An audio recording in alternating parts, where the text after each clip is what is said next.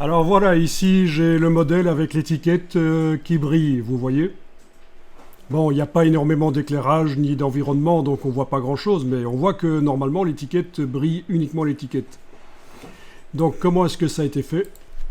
Eh bien, dans Photoshop, j'ai fait un document spécial au départ du document qui était ouvert. Donc, dans Photoshop, vous aviez le document, alors où est-ce qu'il est? Voilà, celui-là. Donc dans ce document-ci que vous avez, j'ai simplement enlevé le fond vert, le motif, le fond blanc aussi. Dans les repères UV, j'ai enlevé les contours et la zone non modifiable qui n'apparaissent pas sur l'objet puisqu'elles sont en dehors des surfaces de l'objet, mais malgré tout, c'est pas plus mal. Ouais, ceci dit, c'est peut-être un peu inutile de les enlever en fait. Donc le motif aussi doit être enlevé, voilà. Je fais une version spéciale que j'enregistre ici.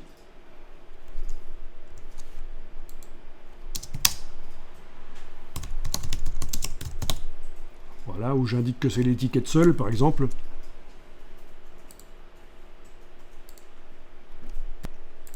Oui, donc ce fichier est là. Alors je vous montre une méthode, mais si vous en trouvez par la suite de meilleures, n'hésitez pas à le dire. Alors je suppose que vous avez compris la suite.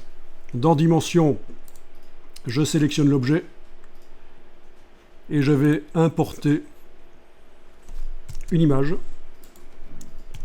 laquelle, celle que je viens de faire dans Photoshop. Voilà. Dans les propriétés, à la place de décalcomanie, je demande fond, toujours dans le cas d'un déploiement UV. Voilà.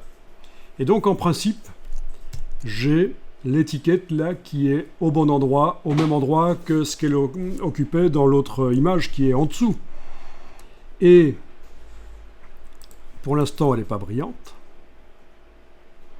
Il va falloir que, en allant sélectionner donc le modèle, il est déjà sélectionné, et l'image de l'étiquette seule là, voilà.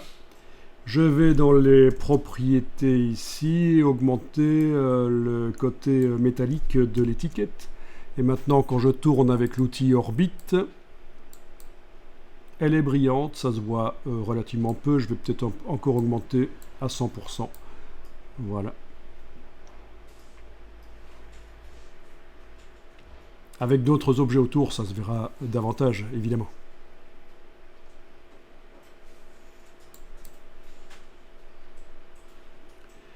Je vais peut-être aller mettre un éclairage quand même, d'autres éclairages.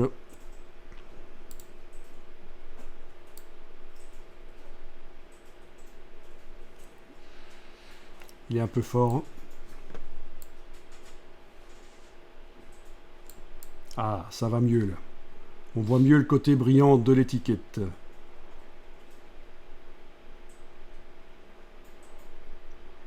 Bon, ben voilà, ça c'est une solution. C'est intéressant, c'est marrant.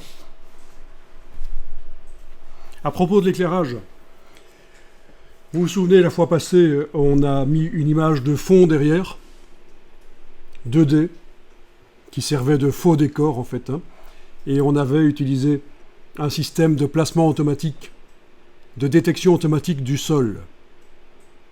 Il faut savoir que là derrière, ce qui entre en jeu, c'est ce qu'on appelle Adobe Sensei. Je ne sais pas si vous avez déjà entendu parler de Adobe Sensei. Ça, c'est quelque chose qui va révolutionner le graphisme dans les années à venir. C'est l'intelligence artificielle. Donc c'est l'intelligence artificielle qui, en fonction de la photo, trouve où se trouve le plan dans la photo, mais également l'éclairage. Donc ça vous crée aussi un éclairage automatiquement, en fonction de l'éclairage qui se trouve dans la photo 2D.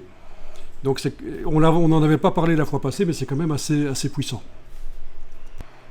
Et donc ici, l'éclairage que j'ai mis, c'est un peu foireux parce que c'est n'importe quoi, puisqu'il n'y a pas d'image de fond. Voilà. Donc ça, c'est Adobe Sensei. qui devrait normalement faire parler assez bien de lui dans les années à venir. Notamment, vous voyez ce que ça permet de faire automatiquement. C'est très difficile de faire ça en vidéo. Une route avec de la texture qui remplace donc la voiture. Pas évident, hein.